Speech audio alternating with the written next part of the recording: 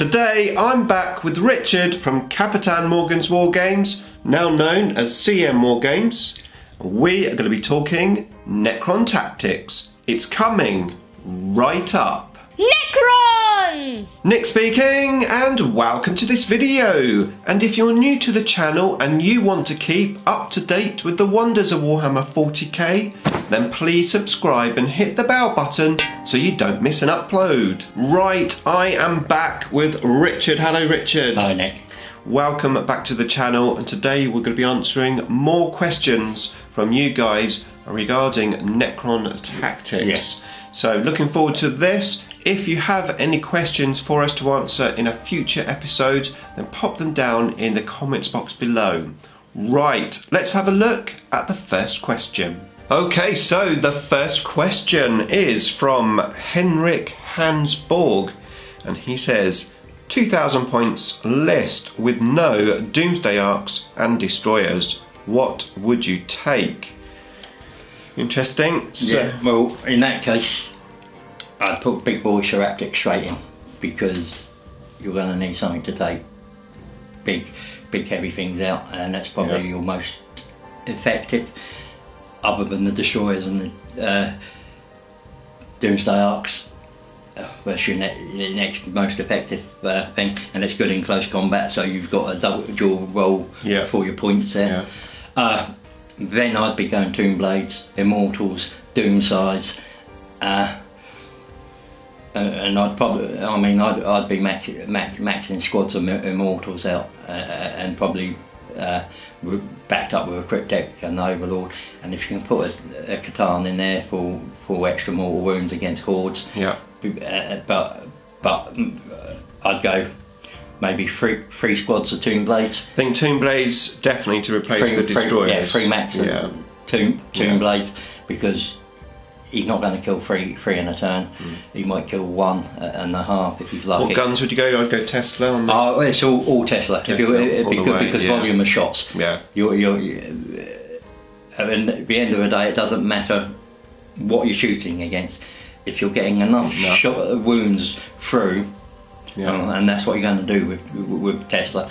And potentially you could go Mefrit anyway, get a -1 I suppose. And you've got Solar Pulse, it's only one unit, but again, if you're focusing on one unit, it's a useful little stratagem. And I said, it doesn't matter what save you, 3+ save involve or anything. If you've got to make save after save after save, you're going to fail them, and eventually it will die. That's the way I look at anything. Volume of dice, and how could I improve my to hit and to wound rolls. Any stratagem, any warlord trait, any little bonus that I can get out of a list to improve my to hits, to get a re-rolls, and to get improve my wound, up my wound. So I like the idea of the Seraptic. Without the Seraptic, I'm thinking probably 3 Doom Scythes. And also probably Heavy Destroyers. I mean, that's just... because you need some big guns, don't you? Really. Heavy Destroyers do have inherent issues. But potentially, a few squads of them could do the trick for those big guns. I like Heavy Destroyers' weapon. What I don't like is the volume of shots you're getting with that weapon. And the unit size. They can go down a lot easier. I think definitely that the Destroyers should be bigger squads.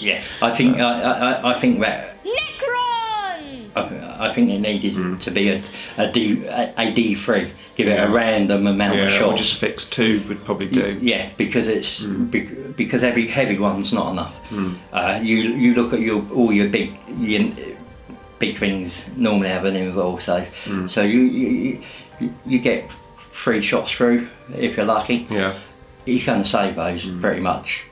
I think that's, to get the heavy stuff in there, it's going to have to be Heavy Destroyers, Triarch Stalkers, Doom Scythes, and then going outside of the Codex, the Seraptic, and then Tomb Blades for the Destroyer role. And I've also mentioned in the Forge World one, I love the Sentinel, one that comes up phase tunnelling and is in your face. It's high strength, you can put a gloom prison on it, so you anti-psyker in some of your opponent's face. Quite hard to deal with. You shoot your big targets. You charge into melee with it, and you're forcing your opponent to deal with things quite quickly. Yeah. And I mean that's my play style. I'm putting things in my opponent's face quite quick, quite hard, and maybe force them back. And once they start doing that, I keep pressing that because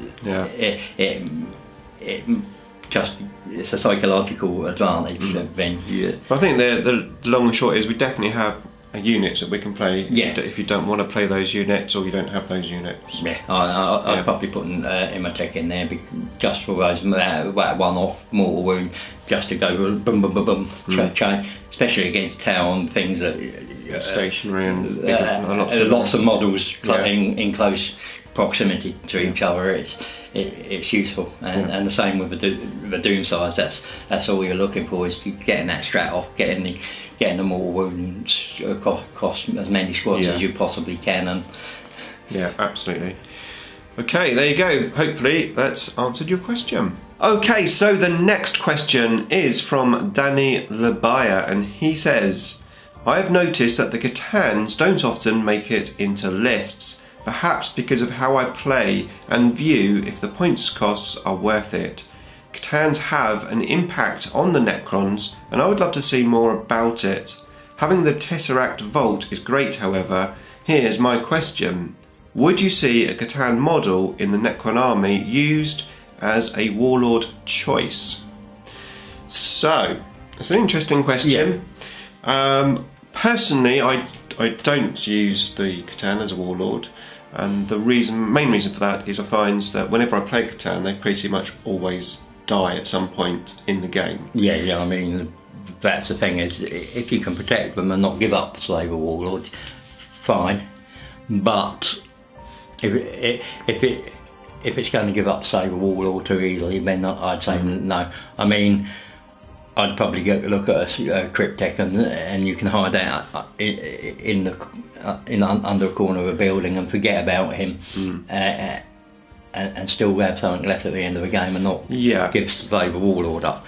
But I think if it's viable in your list, then it's all about down to what you're doing with your list and how what you're playing with that list is. Yeah, no, exactly. But I think generally I would recommend probably it's not necessarily a sensible idea to do that. Okay, well hopefully that helps. Let's have a look at the next question. Okay, so the next question is from Hate Work, and he says, I am so confused by the Catacomb Command Barge. It just seems like a really expensive overlord with better movement. I don't understand what makes it worth the points. And actually we had some follow-up questions to that. For a few people finding issues with the Command Barge. So I am going to feature that in one of my best HQ videos in the future. But let's have a chat about the Command Barge. So personally, I don't use it that much, and the main reason for that, I think, is my play style. I have used it in a defensive role before. I've made it my warlord with the quantum shielding. You've got the wave of command, which is basically a 12-inch my will be done. And I've just had him at the back of the army, just buffing units and being protected to not give the warlord, Slaver Warlord away. And with the lightning field is a good defensive little artifact. Yeah, 4+ in Von on there. However, I think it's not really designed to be used like that. No. And that's probably why I don't use it very often, because I think it is more of an attacking unit. Yeah, I mean, you're probably still looking at another 10-15% off the cost of it. It is overcosted for what it is, but pluses, that wave of ability command, 12 inches. I don't know too many other codexes with 12-inch aura abilities.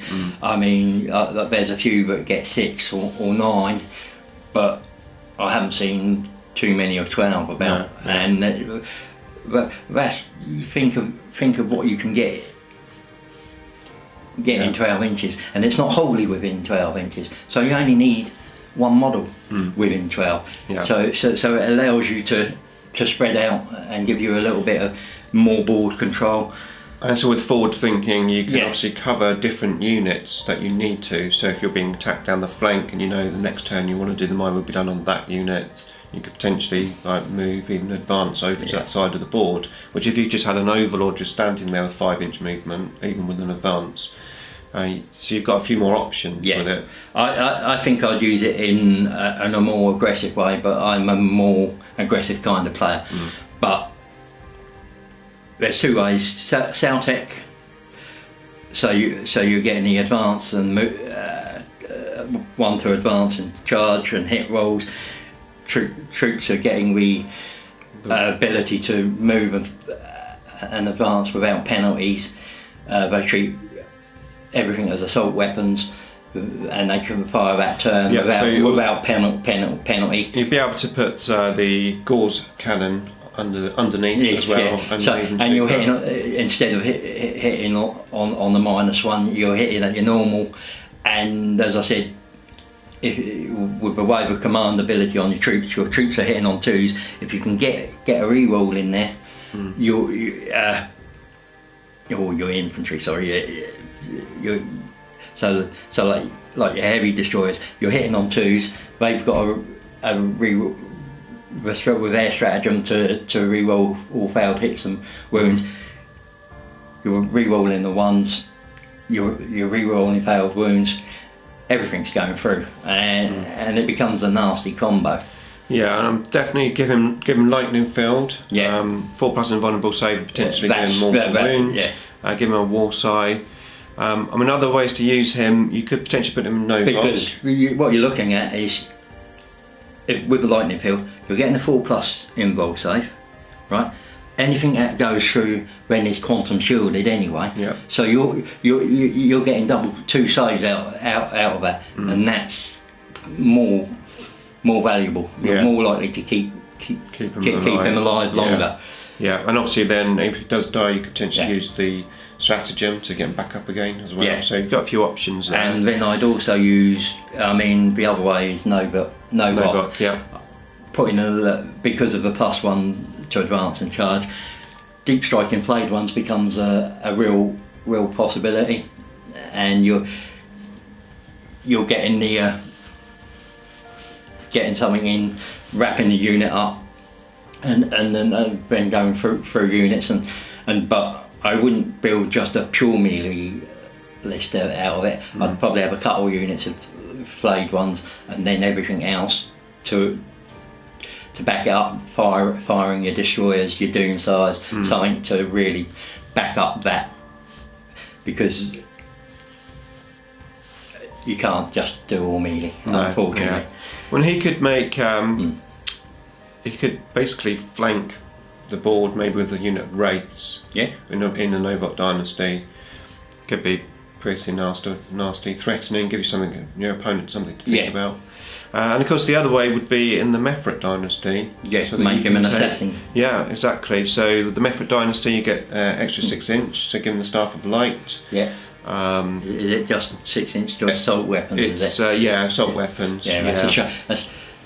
Mind you, because actually Mefret, isn't it? Shame it wasn't Soltec, because then your Gauss becomes, as soon as you move and advance, it becomes treated as an assault weapon. that would have been perfect, wouldn't it? It could potentially be a character sniper. And then -1 at half range.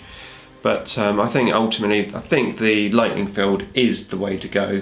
Give him lightning field, because that will really help him stay alive. It's a survivability, isn't it? And ideally you probably don't really want to make him your warlord either. No. If you can help it. I mean, if you're doing it, you've got to have a clear plan in mind before you put him down on the table. You've got to say, this is how I'm playing the list, this is what I'm going to do, and then play it that way. You never sort of just put it down and I'll I'll do this turn, do that next turn. Have a clear plan, go straight, keep to that plan within sort of like a coat hanger. So that's your framework, but what you hang on it changes from dependent on what your opponent does and what you're facing. Yeah. So you've got a tactical manoeuvrability, but the overall plan is still the same no matter what. I think the thing is, as you say, he is quite expensive, and like Richard said, if you've got the plan, great. Ultimately, you're probably better off with overlords and a few cryptics, because cryptics are very, very good for Necrons, and on the whole. So it is a tough one. Yeah, because for me, most of your command points are quite cheap. I mean, I've just started in the Orc army, and the amount of CP they eat for, so but you're only getting a very small pool of command points. So because of the costs, so you're wanting to max as many, make everyone count, don't you? That's my thing. You want them max out your command points and make sure they count. And again, with your stratagems, make sure this is what I'm playing in this game, and that's have it laid out. And you can tweak that a little bit. So you might decide you need a command reroll in a game and use a point on that, and then not use something. That's like what I do. Is if I once I've made a list, I'll go through the strats and I'll pick out, say, 6 cards that I think that these are the ones potentially for this army that are going to be good to use. And then occasionally you might get into a situation where you think, actually, I need to get that character back up, and you'll choose a different one. But on the whole, you've got to be planning out your strats is very useful. Okay, so I think that's it for the command barge. Definitely usable, a bit overcosted, but with the right plan, then try it out if you haven't. And actually, I think I will try it out, because I haven't really tried it that much, to be fair. Again, I like it, but it has to be viable in your list. That's the thing. It's no point just putting it in there for putting it in there. No, exactly. It's not being a tournament player. Every point I've got is valuable, and every unit has to do a job on the table, even if it's there to die. Exactly. Right, there you go then. So let's have a look at the next question. Okay, so the next question is from Who Took My Dice Miniature Wargaming, and he says, a bit of a turnaround on this question here, but what are the great overall tactics for facing Necron armies? So quite an interesting one there. So basically, how do you beat Necrons? So Richard, you play Necrons against Necrons. I play them a lot, don't you? So we'll let Richard start this one off. Well, the first thing to remember is that the majority of the Necron army is short to mid-range, 24 to 36-inch range. So you're going to outrange them early on. So try and get those nuisance units out of the way quick and early. I would say you've got reanimation, kill a squad, concentrate on one squad at a time, because you need them gone. You don't want them popping back up and having to kill them again. This feels really bad talking about how to kill Necrons. But for things like Doomsday Ark, small arms fire, because that quantum shielding, anything that does damage 1 or 2 or maybe 3, because they're more likely to kill Doomsday Arks than your damage 6d6, because they're going to be with quantum deflection as well. They're going to be ignored 99% of the time. So for anything 3, D3, 2 or 1 damage, and again volume of fire into them. The Necron's manoeuvrability, apart from the key units, tomb blades, bits and pieces, you're not that manoeuvrable. So for the troops, I would be wanting to make them move about and have to go in different places and not stack the objectives close together, because Necrons want with objectives. Yeah. So if you've got an army that's built on speed and the mobility like ours are, you're going to want them in far corners, and so you can jump on them late game, and your opponent doesn't have that manoeuvrability. But biggest thing is just kill unit at a time. If that means you put 90% of your firing into one unit, so be it. But you do not want units popping back up on you, because that will lose you games. Especially now, because if, like, say you had like 20 warriors and you killed like 18 of them, and then I used the stratagem, so I didn't fail morale, and then used the RP. Well, I might get 5 up that turn, but then I could run and hide them, and then they regenerate for the rest of the game, keep coming back. Yeah, and their troop choices, so they're going to score in the objectives, and so they're a pain. Wraiths incredibly hard. You can put reanimation on them. You want to get rid of a whole unit of Wraiths, otherwise you're going to have a unit that's extremely tough in combat. A 4 squad will kill pretty much anything in combat.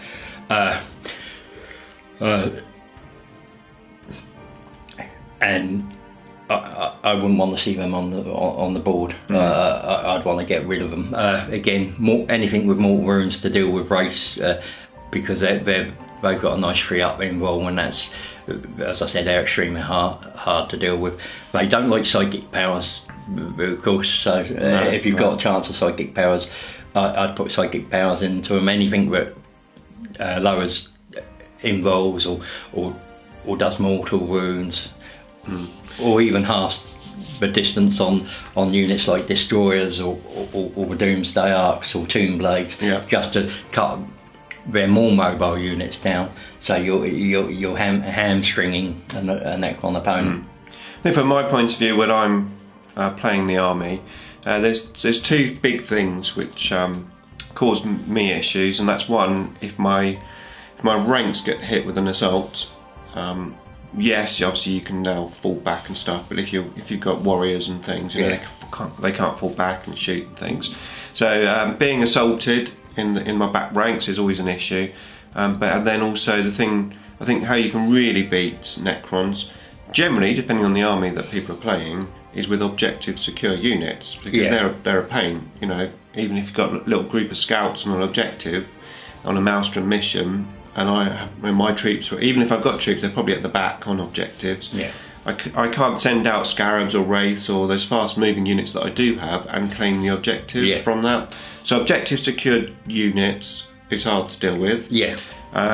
Assault, effectively, especially when it gets into your back ranges. I mean, it depends on the list you've got, but if you've got something, I mean, the list I play, the Elder, I normally have Banshees or striking Scorpions, or I might even go Drakari and go Witches as well. I like the Witches, but if I'm playing my Thousand Sons, Magnus, and all my Zangors are pretty much all revolved around close combat. And I've got a little bit of shooting to back it up. Don't know what that was, but if you're playing again, if I was playing Terror, which is a shooting army, I would be looking at just trying to limit your movements and getting rid of whole squads at a time. I think mass attack against Necrons is the way to do it. Right, you don't want to be like feeding a unit at a time. Like if you're playing orcs, you know, doing like the jump. You know, like one unit up front, the Necrons at close range, very powerful shooting. You've got to hit them en masse, I think. You don't want to be giving them easy kills, and you don't want to be allowing them just to keep coming back turn after turn, because then it becomes a foot slog. And to be honest, Necrons will win in the foot slog pretty much all the time. The only army that might out foot slog you is Death Guard because of the disgusting resilience. It's better than reanimation, but I think the durability is still there within the Necrons, and that's what you're trying to get round. Get round that durability, get through it as quickly as possible, and then just think. As I said, when I'm looking at the Necron list, my Necron opponent, I'm looking at, do they have Tomb Blades? Do they have Destroyers? Do they have Wraiths? The Doomsday Arcs, I'm not so worried about, because I look at it that once I've got rid of those 3 units, I can start hiding and positioning and then go after the Doomsday Arcs with good time. But the Tomb Blades, because of the speed, because of the ignore cover and everything else, they're a bigger threat. And the Destroyers, because they can move and shoot, and they've got their -3 D3, and of course the Wraiths, because they're a pain in the arse just to get off the table if you haven't got anything to deal with them. I love Wraiths because they provide a problem you've got to get round, and as I said, if you haven't got the tools in your army list to deal with them, they're going to cause you problems. So and what I love about Wraiths is that they can work independently from the army. So you can take your army and they've all like interlinked and they work together. Then you say, right, Wraiths, plonk them down. They don't need any support. They don't need anything. No, they're independent, and that's what I like about the Wraiths. Yeah, they add something. They add something to your toolbox, but you're not reliant on that. Okay, so before we get too much off topic and just talk Necrons, I'll hold the video on that question. Thank you very much. Hopefully, some tips on how to beat Necrons, but don't do it. Don't do it. You're upset, he'll cry. Okay, next question. Okay, so the next question is from Tim Damon, and he says, Wraiths, awesomely scary fluff-wise, stuff of nightmares. On the tabletop, I always seem to get them killed or stuck in against the wrong units with momentum gone. So, Wraiths 101. Okay, Wraiths, very interesting. Being stuck with the wrong units. I suppose that's down to your deployment, really, to start with, isn't it? It's a number of factors. Deployment, you have to be spot on. Your target priority with them have to be spot on. And to be honest, you shouldn't be losing momentum with Wraiths unless if you're sticking them into a unit of 30 boys. A, they're going to die eventually, and B, they're going to be tied up. If you don't move them out of combat, they're going to be tied up, and you're not going to get that momentum. So picking your units, I mean, great example was our last battle report. I had the Wolf and 3+ invul, tough in combat. You had the Race, and you didn't see me go into your race until you were down to 2 or 3, and you weren't coming into my Wolfen because it was the same issue, because we knew that it would be a slog and it could potentially change the face of the game. You don't want to get into combat that if anything gets through your invulnerable saves, if they do like 3 damage, you'll go down very quick, won't you? Selecting your battles, your assaults is obviously key. Now I do have you have a problem. I have a problem talking. That's what I have. I do have a video, advanced tactical video on using Wraiths. So what I'm going to do is direct you to that video. So I'll put that video just there over Richard's face. And if you're not subscribed yet, start now. Hit the IDICBeer icon, and I'll see you in the next video. Beam me up.